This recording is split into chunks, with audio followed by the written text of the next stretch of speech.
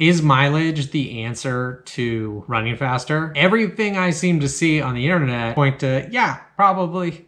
Yeah.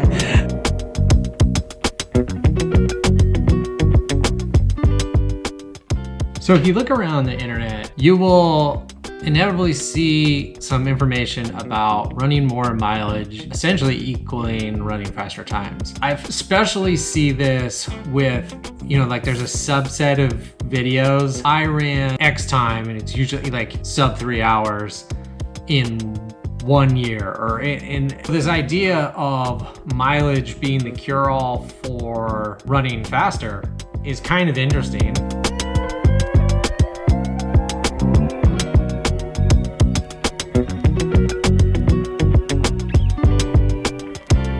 So what are my goals? Like, what is the point of running more mileage? What am I trying to get? Kind of from the start, I said sub 4 hours. And part of the reason for that, my first marathon, I ran 4:54, which I was perfectly fine with. I was totally cool with that. And looking back on that marathon, I felt like I trained really hard. I didn't.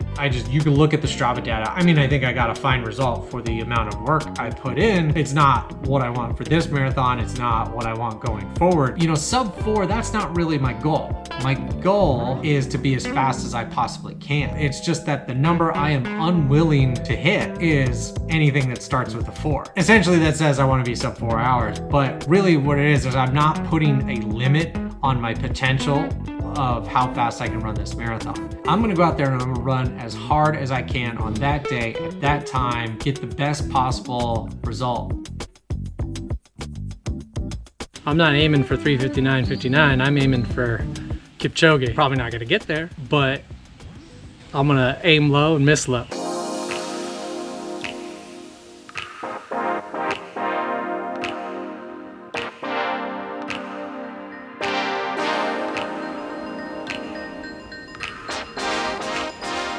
How this new thought process in terms of mileage has kind of changed my training. I have my training set up into 2 blocks. It's like my pre-block and then my main marathon training. I have a 16-week marathon training block. It's in an Excel sheet. I built it off of something I found on the internet and kind of tweaked to make it work for me. And I still want to ease into things. I definitely don't want to like go crazy and kill myself when I wake up one morning, my legs are, I'm going to be slightly more aggressive in how I increase my mileage so that when I get to that main training block, that my mileage would be where I want it to be. But I just kind of want to hang out in that space, anywhere from 40 to 50. That training block I can then use to ramp up even higher.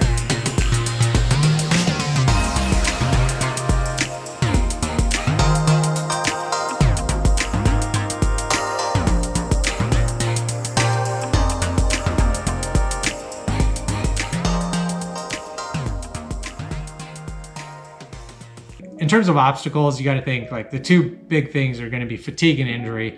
Fatigue, I think, is kind of inevitable. There's gonna be weeks where you're more fatigued than not. There's a certain level of my mindset is like, you got to push through that. I mean, yes, definitely take rest. I take Sundays, and Sundays are no work at all. Full rest, doing some foam rolling things.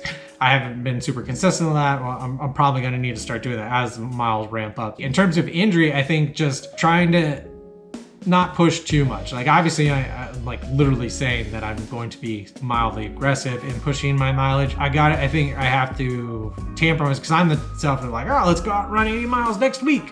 It's just how my brain works. I'm like, yeah, just do it. I gotta control that, and I need to work up a controlled sprint up this hill. Running past Lotus Foods here in town, and they're the ones that make the airplane cookies.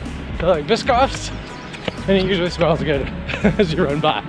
As long as I do that, I think injuries are pretty, I'm a pretty tough guy in terms of like, little things don't really bother me. Can the injury thing pop up without notice? Yeah, definitely. And am I gonna know I screwed up until I screwed up? No, probably not. It is what it is, like worst case scenario, I take some time off and then get back after it. And maybe I don't run as fast in November as I want to. So that's the plan. That's it, I guess. I don't think I have anything else interesting to say. Maybe this isn't interesting. I don't know.